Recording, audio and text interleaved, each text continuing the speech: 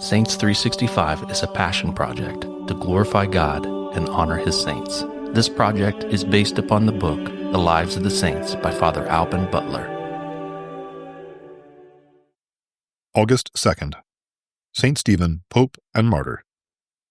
Saint Stephen was by birth a Roman, and being promoted to holy orders was made archdeacon under the holy popes Saint Cornelius and Saint Lucius. The latter having suffered martyrdom, Saint Stephen was chosen to succeed him, and was elected pope on the 3rd of May, 253. The controversy concerning the re-baptization of heretics gave Saint Stephen much trouble. It is the teaching of the Catholic Church that baptism given in the name of the three persons of the Blessed Trinity is valid, though it be conferred by a heretic. Saint Stephen suffered himself patiently to be thought as a favorer of heresy in approving heretical baptism, not doubting but those great men who by mistaken zeal were led astray would, when the heat of dispute had subsided, calmly open their eyes to the truth. Thus by his zeal he preserved the integrity of faith, and by his toleration and forbearance saved many souls. The persecutions becoming violent, he assembled the faithful together in the underground tombs of the martyrs, to celebrate Mass and to exhort them to remain true to Christ. On the 2nd of August, 257, while seated in his pontifical chair, he was beheaded by the satellites of the emperor, and the chair is still shown, stained with his blood. Also celebrated on August 2nd, St. Alphonsus Liguori. St. Alphonsus was born of noble parents, near Naples in 1696.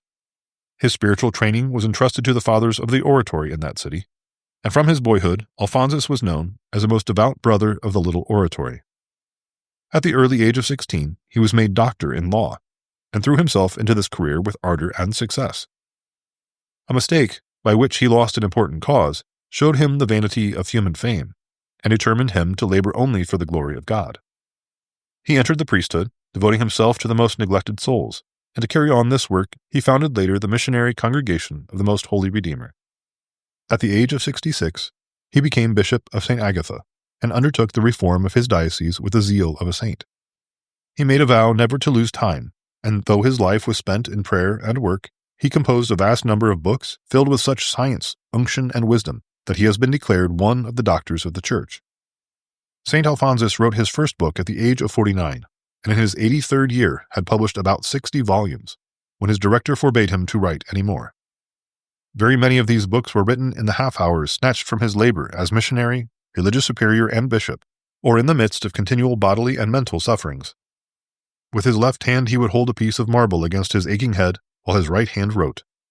Yet he counted no time wasted which was spent in charity. He did not refuse to hold a long correspondence with a simple soldier who asked his advice, or to play the harpsichord while he taught his novices to sing spiritual canticles. He lived in evil times, and met with many persecutions and disappointments. For his last 7 years he was prevented by constant sickness from offering the adorable sacrifice. But he received Holy Communion daily, and his love for Jesus Christ and his trust in Mary's prayers sustained him to the end. He died in 1787 in his 91st year. Reflection. Let us do with all our heart the duty of each day, leaving the result to God, as well as the care of the future.